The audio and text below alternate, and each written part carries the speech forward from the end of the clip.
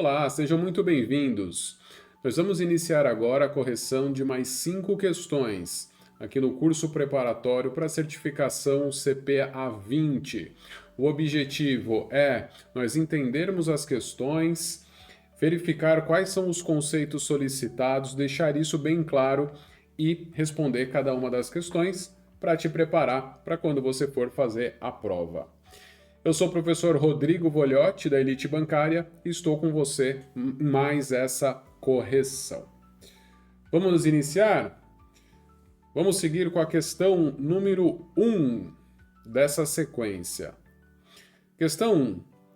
Qual é o papel principal do Banco Central do Brasil no sistema financeiro nacional? Letra A. Controlar a inflação e executar a política monetária. B. Emitir títulos públicos para financiar empresas privadas. C. Garantir a rentabilidade dos fundos de investimento. E D. Regular o mercado de capitais e das companhias abertas. Vamos lá, está perguntando o papel, a função, principal papel do Bacen, do Banco Central, que está inserido no Sistema Financeiro Nacional. Então vamos lá? Primeiro, se a gente falar de Sistema Financeiro Nacional, do todo que é o Sistema Financeiro Nacional, nós podemos separar aqui em 3 níveis. O primeiro nível, nós temos os órgãos normativos.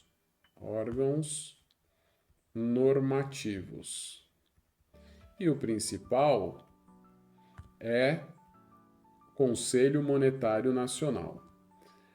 Depois, e aqui nos órgãos normativos, são aqueles que definem as premissas, as regras, as políticas.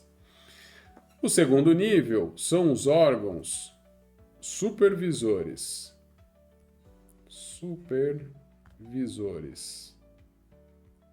Que fazem a supervisão ou a fiscalização. Aqui entra o Bacen e a CVM, Comissão de Valores Mobiliários.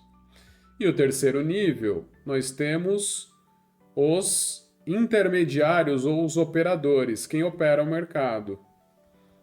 Os operadores. Quem está aqui? Os bancos, principalmente, corretoras, entidades de consórcio, etc, etc, etc. Todo mundo que é algum tipo de intermediário, corretoras, etc. Esses 3 níveis. Perfeito. Mas está perguntando, do Bacen, que é o supervisor fiscalizador. Então vamos lá. Letra A. Controlar a inflação e executar a política monetária. Olha só, essa resposta é boa. Por quê? O objetivo do governo é que nós temos uma economia propícia para investimentos, para que as pessoas físicas consigam ganhar os seus recursos, quando for colocar o seu dinheiro em algum tipo de poupança, que tenha uma segurança para que esse dinheiro cresça no tempo, as empresas possam investir no seu negócio, tenha uma certa estabilidade econômica. É isso que o governo busca. E quem, então, vai estar acima de tudo isso, definindo as políticas, principalmente a política monetária, quando a gente fala de recursos, é o Conselho Monetário Nacional. Ele vai emitir essas normas. Mas quem tem papel para executar essas políticas e, inclusive, controlar a inflação? Porque se nós temos inflação, a gente não vai ter um ambiente estável para investimento. Quem executa a política econômica do Conselho Monetário Nacional é o Bacen. E quem é incumbido de controlar a inflação é o Bacen. Tá? Então, essa é a resposta correta. O Bacen ele vai usar seus mecanismos para controlar a inflação. Por exemplo, As reuniões que acontecem no Copom. O Copom está dentro do Bacen, está subordinado ao Bacen. Qual que é o objetivo do Copom de aumentar ou baixar os juros? Controlar a inflação. Se a inflação está muito alta, o Copom vai aumentar a taxa de juros. Isso faz o mercado travar, tem poucos negócios. Se tem menos venda, né, os preços tendem a cair, controla a inflação. Perfeito? Então, controle de inflação e execução de políticas monetárias do Conselho Monetário Nacional é o Bacen. Vamos ver por que as outras estão erradas? Emitir títulos públicos para financiar empresas privadas, né? Porque o Banco Central ia financiar empresas privadas, tá? Esse não é o papel do Bacen. C. Garantir a rentabilidade dos fundos de investimento. Não, os fundos de investimento eles têm vida própria. Inclusive, alguns podem ter uma rentabilidade negativa por má gestão, pelos ativos que foram colocados na sua carteira. O Banco Central não garante isso. Cada fundo que vai ter nem o Banco Central e nem a CVM. Regular o mercado de capitais e de companhias abertas. Quem que é o supervisor, regulador do mercado de capitais?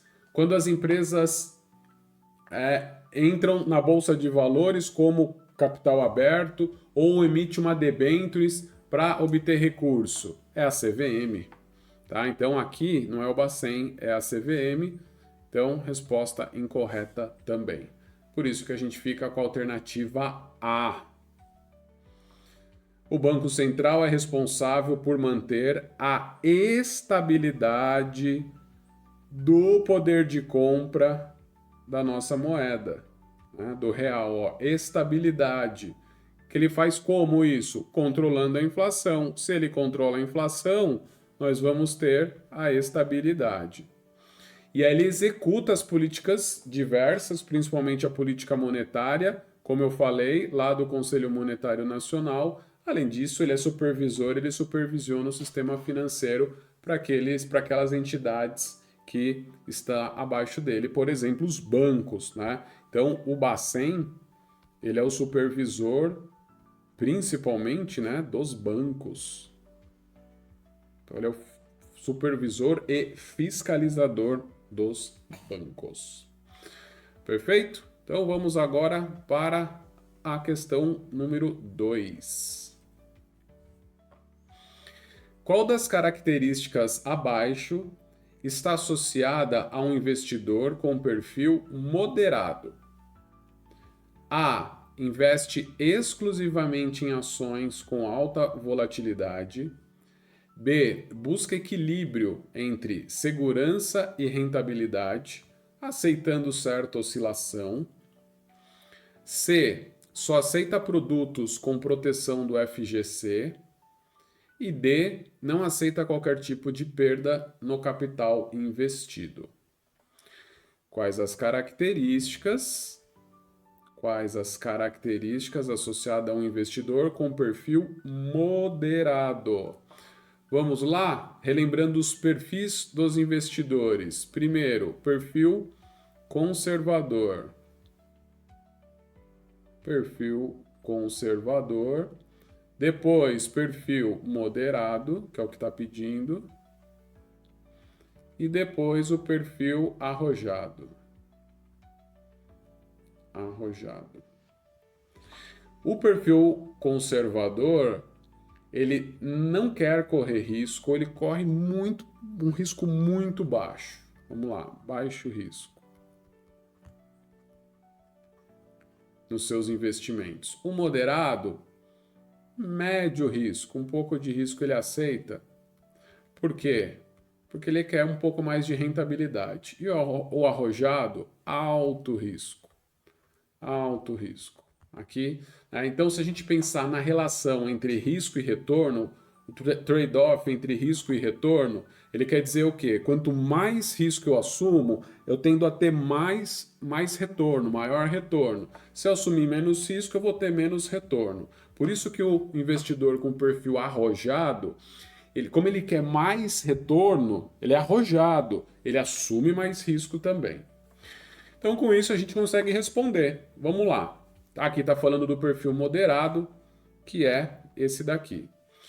A. Investe exclusivamente em ações com alta volatilidade. O mercado de renda variável, que é o mercado de ações, por si só ele já é de alto risco. Né? A gente não tem garantia nenhuma do capital que a gente coloca e se a gente vai ter rentabilidade ou não no período.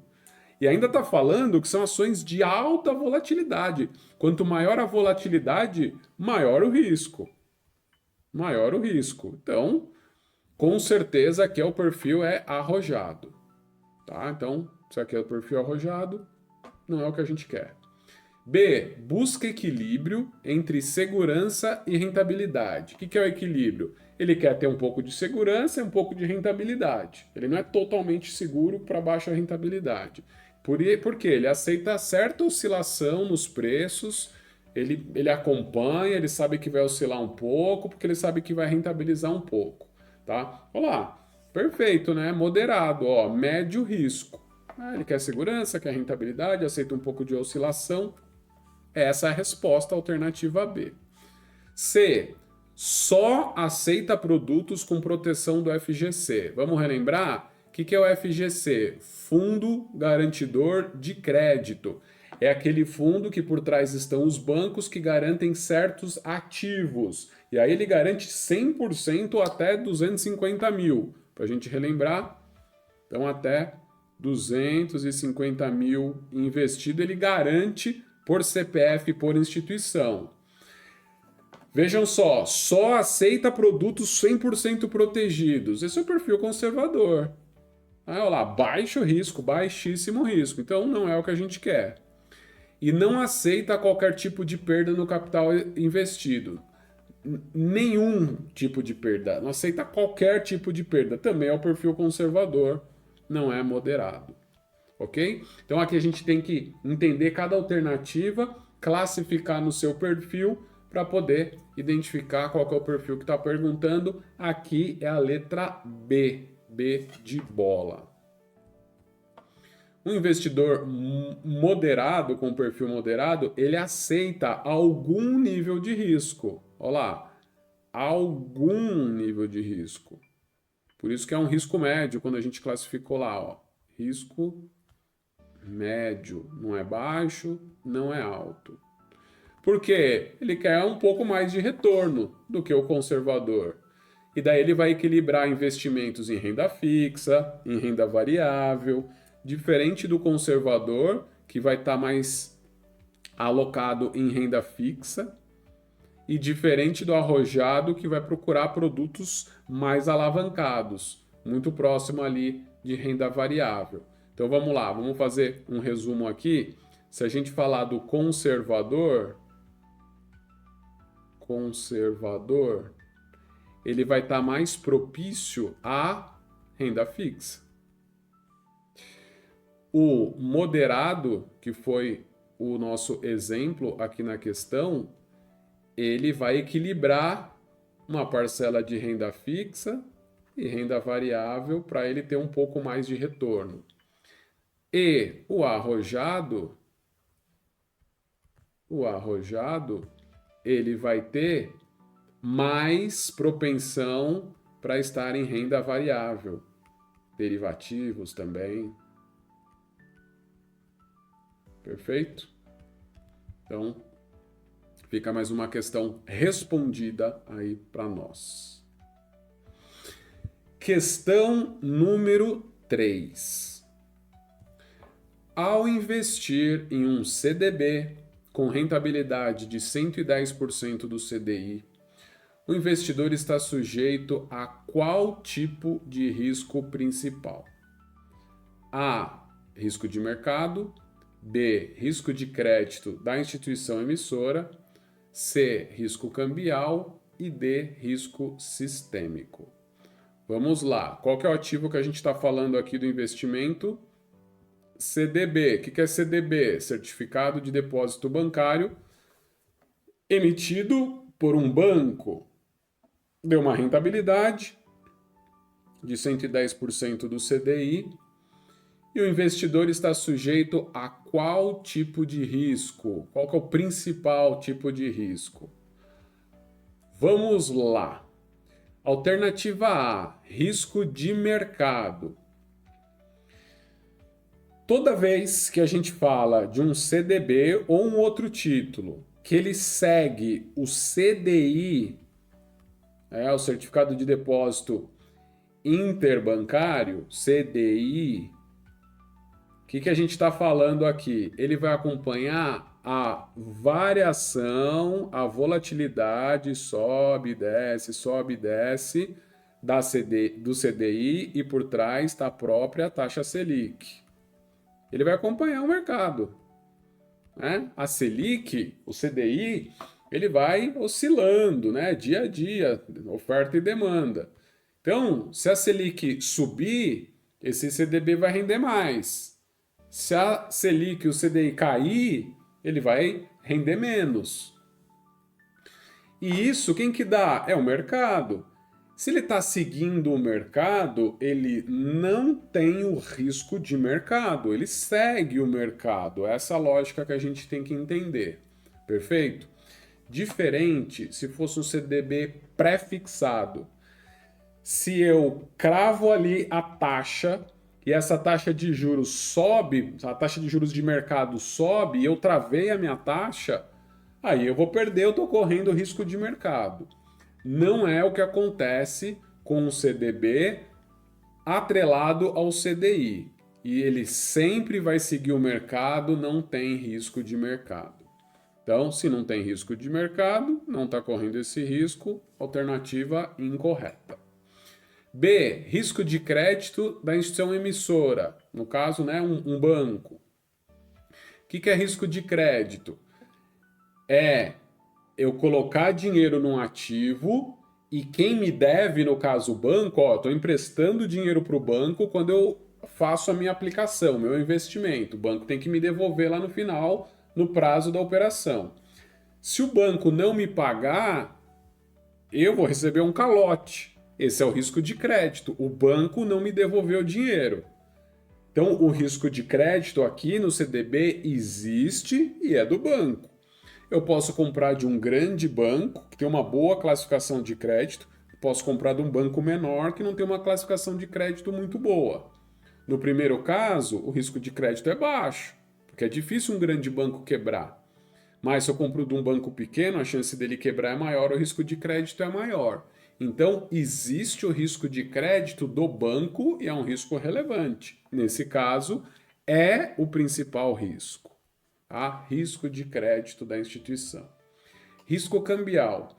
Em algum momento a gente falou de dólar, de taxa de câmbio aqui no enunciado? Não, então não tem nada de cambial.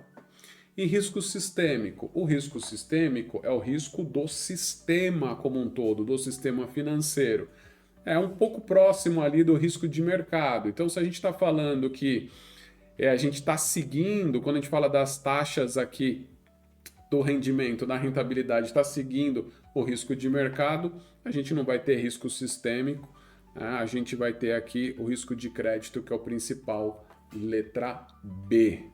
É uma questão bem interessante, precisa saber o conceito dos riscos para poder responder ela corretamente. Resposta: risco de crédito é o mais relevante em um CDB. Vamos guardar isso, risco de crédito. Pois envolve a possibilidade da instituição emissora. Quem que é a instituição financeira?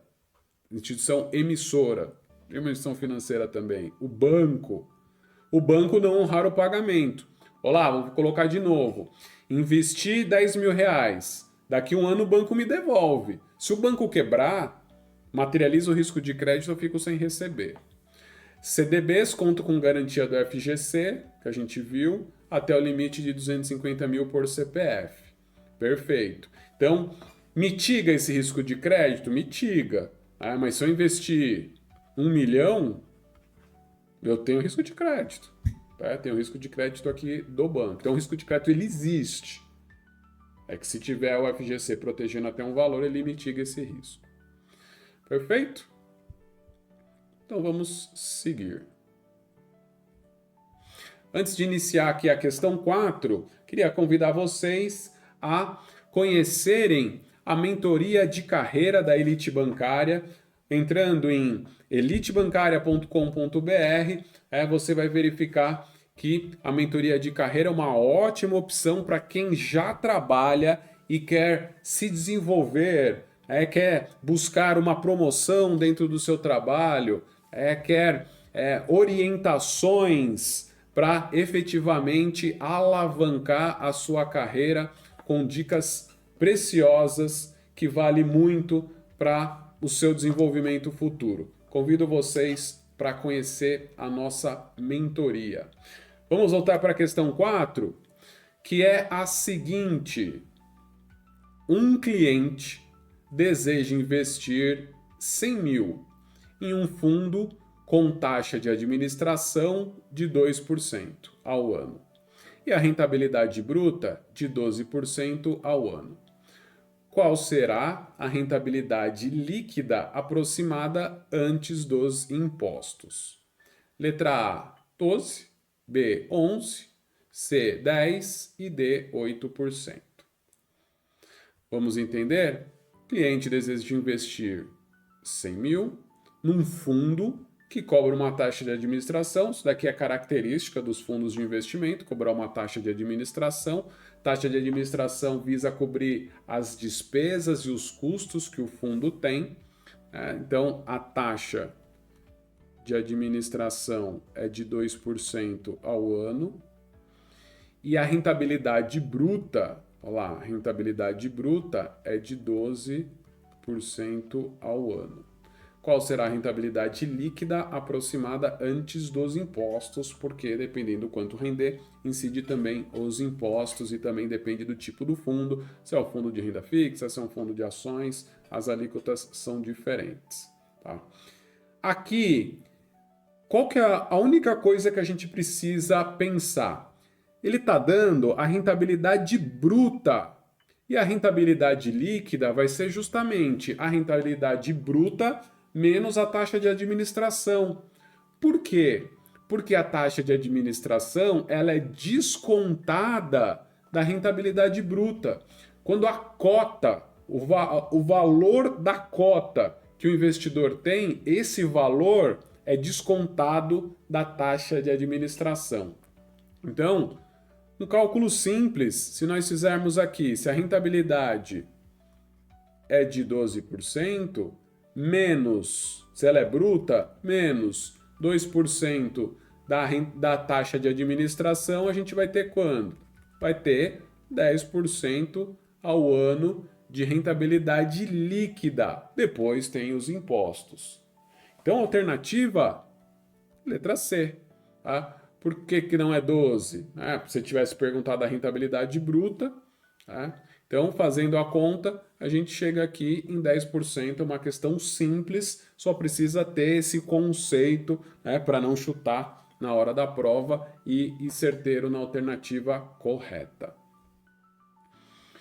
Taxa de administração ela é descontada da rentabilidade bruta, como eu falei, logo 12% menos 2% vai dar 10% ao ano, que é a rentabilidade líquida antes do cálculo dos impostos que vem na sequência. Então, a alternativa C é a resposta correta. E vamos agora para a última questão, que é a questão 5. Um investidor adquiriu um título do Tesouro IPCA+, com vencimento em 2030. Se a inflação IPCA, indexador do IPCA, subir muito acima da expectativa nos próximos anos, qual será o impacto no título mantido até o vencimento? A. A rentabilidade será reduzida. B. O investidor poderá ter prejuízo no período. C. A rentabilidade aumentará, pois o título paga IPCA mais uma taxa fixa. E D. O Tesouro recompra o título automaticamente.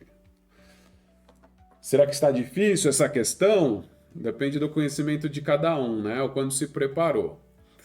O investidor adquiriu um título. O título é qual? Tesouro IPCA+. O Tesouro IPCA+, ele paga IPCA mais uma taxa fixa. Tá? Isso daqui é dado. Então ele já promete isso.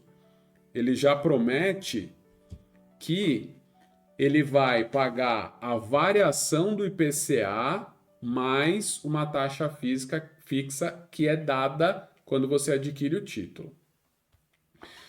E aí a condição, se a inflação, o IPCA, subir muito acima da expectativa, o que acontece com o título?